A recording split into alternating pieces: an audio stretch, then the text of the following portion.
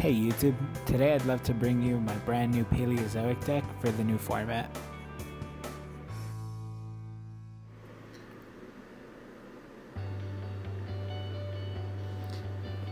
Okay, to start off with the deck profile, we have 3 Swap Frogs, obviously the deck's best starter card. From there we have 3 Dupe Frogs, and to round out the Frog engine we have 2 Ronin Totems.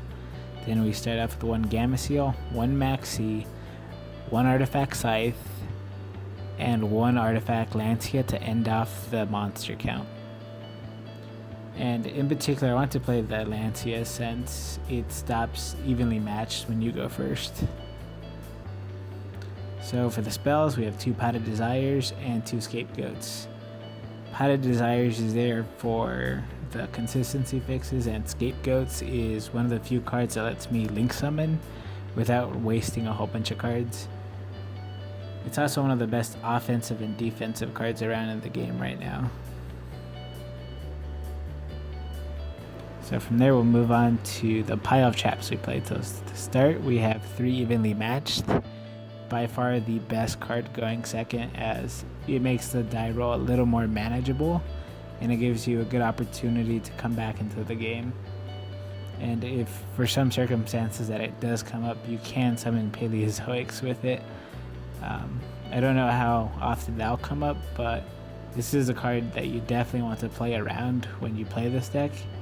Or if you can punish those Pendulum, ABC, or Spiral decks, then it's great. So next off we have Artifact Sanctum. This card is great as it can actually counter the Evenly Match, and it could be a giant dimensional barrier for the Link decks or any deck that needs to access its extra deck, since Scythe does stop all those plays.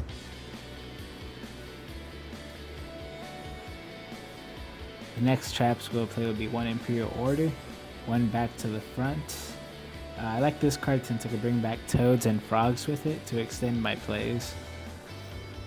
From there, 1 Torrential Tribute, and 1 Compulse. I'm opting to play Compulse as this card it's a chainable card that'll let me disrupt plays and summon Paleozoics. So there's multiple uses there. From there we have 3 Reckless Greed. This will either be the best or the worst card, as it can lock you out from drawing, or you can draw 6 cards, which is always great. Now for the Paleo count, this would be 3 Canadia. Being able to book monsters is really great, so from there we'll go to 2 Paleozoic Dynamiscus.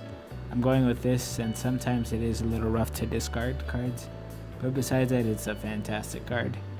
From there, 3 of the MST Paleozoic. This card's great to answer all the field spells right now. And to round it off, 1 Morella and 2 Mirror Forces. End out the main deck. So off to the extra deck. From here I actually play quite a few Link monsters, just so I could be able to take advantage of Scapegoats. But to start, I have 2 Miss Starboy. This card's excellent as it gives my water monsters attack boost, and I can recycle my cards. From there we have 1 Link Spider, that's also a Scapegoat target. 1 Mrs. Radiant. Depending on how you set up your Link plays, it could be really good.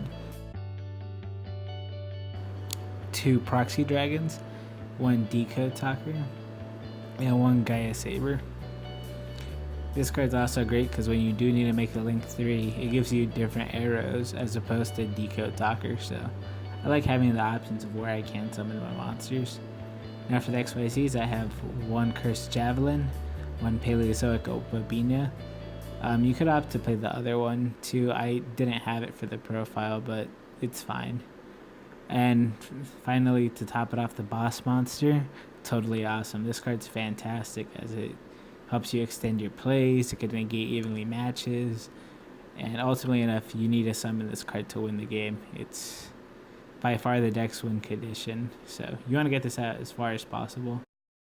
And like I said, I am missing the Anomalic Karis, And any other rank 2, this extra deck is 13 cards, so you can opt to play 2 extra cards that you'd like, regardless if it's Sky Cavalry or anything else. But ultimately enough, that's the deck profile. Thank you for watching, and I hope you subscribe and like the video.